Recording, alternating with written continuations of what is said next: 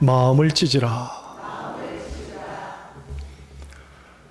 오늘 본문은 회개에 관한 말씀입니다. 영국의 스펄전 목사님은 말하기를 가장 위대한 사람은 자기의 잘못을 볼 줄 아는 사람이라고 했습니다.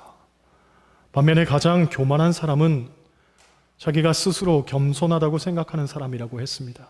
즉, 자기는 회개할 것이 없다고 생각하는 사람이 교만한 사람인 겁니다. 성경은 인간에 대해서 규정하기를 모든 사람이 다 죄를 범하였음에 하나님의 영광에 이르지 못하였다고 말합니다.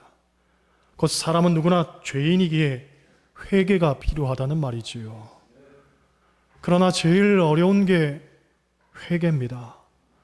남의 작은 티는 쉽게 볼 줄 알아도 자기의 큰 들보는 보지 못하는 것이 인간이기 때문에 그렇습니다. 우리가 쉽게 하는 말 가운데에 저 사람 회개해야 된다 라고 이야기하죠.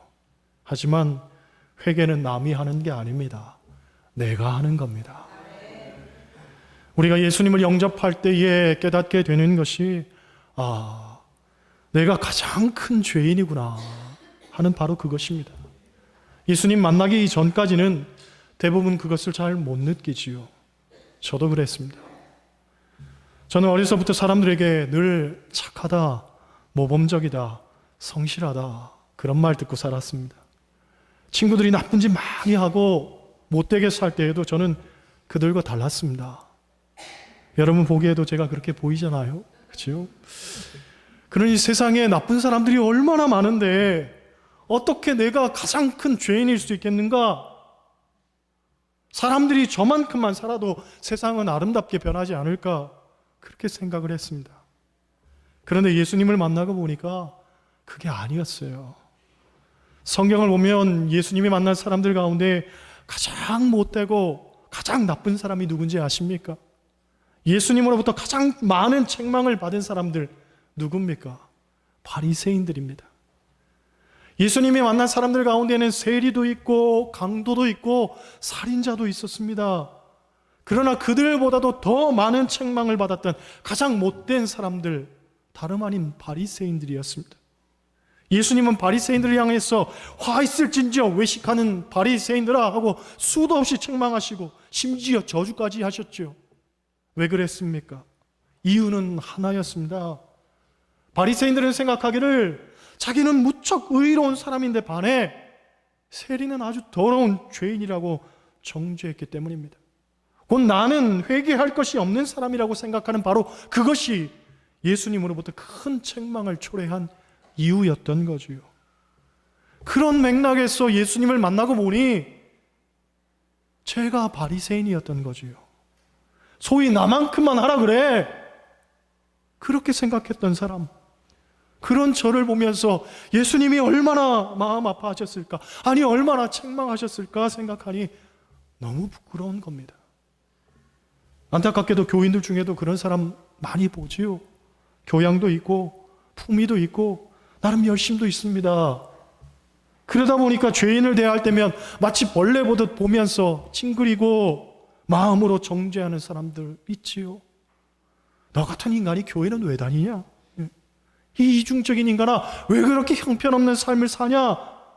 왜 그렇게 들이받고 사냐? 미워하며 사냐? 그게 신앙생활이냐? 도대체 당신 같은 사람 내가 이해가 안 된다. 그런 생각을 가지고 있는 사람, 그들이 바로 바리새인들인 겁니다. 한국 개신교사에서 길이 남는 1907년 평양 대부흥운동 회개에서부터 시작되었습니다. 하디 선교사와 길선주 장로가 공개적으로 은밀한 개인의 죄를 고백했던 거죠. 하디 선교사님은 한국 사람들 업신여겼던 것을 회개했습니다. 길선주 장로님은 죽은 친구의 돈을 떼먹은 것을 회개했습니다. 그들이 회개했더니 사람들이 저마다 공개적으로 회개하기를 도둑질한 것, 강도질한 것, 첩을 두고 간음했던 것, 사람 죽였던 것 다 고백했지요. 웨슬리 부흥운동의 특징도 마찬가지였습니다. 웨슬리 목사님이 은혜를 받고 모라비안 평신도들 앞에서 자기의 부족을 고백합니다. 그런데 한 사람으로부터 시작된 회개가 온 사회와 나라에 퍼져나가는 거지요. 웨슬리 목사님이 가는 곳마다 술집이 문을 닫습니다. 당시 영국은 산업사회로 막 접어들던 때였기 때문에 술을 마시는 사람이 굉장히 많았다고 하죠. 그런데 그 사람들이 은혜를 받으니 술을 끊는 거예요. 역사가들은 기술하기를 술집에 파리도 졸았다라고 말합니다. 얼마나 손님이 없으면 술집에 파리도 졸았겠습니까?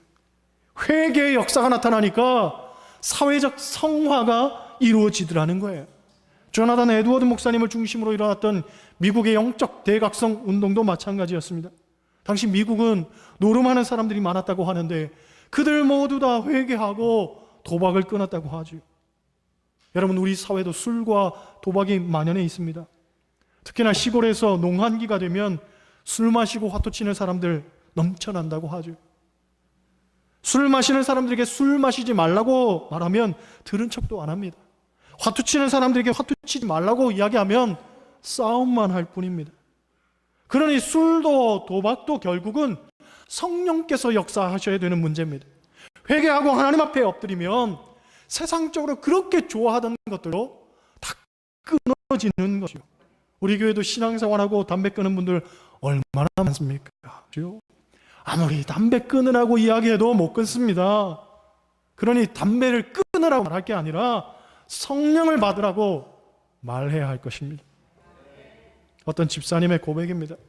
한 번은 초등학교 다니는 아들을 학교에 등교시키느라 자동차 운전해 가는데 바쁜데 신호등이 빨간불이었습니다. 못 본 채 하고 확 지나갔더니 아들이 옆에서 아빠 빨간불이에요. 왜 지나가세요? 하고 나무라드는 거지. 그래서 이놈아 바쁘면 그럴 수도 있지 뭘 그래. 그리고는 학교까지 바래다 줬습니다. 정문 길 건너 세워줬더니 아들이 빨간불인데도 횡단보도를 막 건너가는 거예요. 이 녀석아 빨간불인데 왜 건너가? 그랬더니 아빠 바쁘면 그럴 수도 있지 뭐. 그러면서 가더라는 거예요. 그걸 보며 아들은 부모가 하는 걸 똑같이 따라하는구나 깨닫게 되더라는 거죠.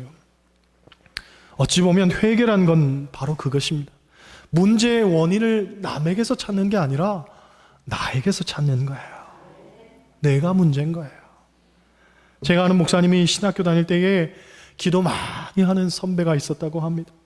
그분은 기도할 때에 늘 바람 소리를 냈다고 합니다. 하면 주시옵소서. 왜 그렇게 기도하냐 물으니까 성령은 바람처럼 임하기 때문에 바람 소리를 내면서 기도를 해야 성령 충만한 거라. 한 번은 이분이 후배들 모아놓고서 이야기를 하는데 너희들은 절대 연애 결혼하지 말라는 거예요. 연애 결혼. 왜냐하면 연애는 비성서적이라는 거예요. 하나님이 아담을 짝지어 주실 때에 갈빗대를 취해가지고 하와를 주셨고 이삭에게 배필을 주실 때에도 리브가를 하나님 다 예비하고 계셨다가 좋은 배필을 준비해 주시니까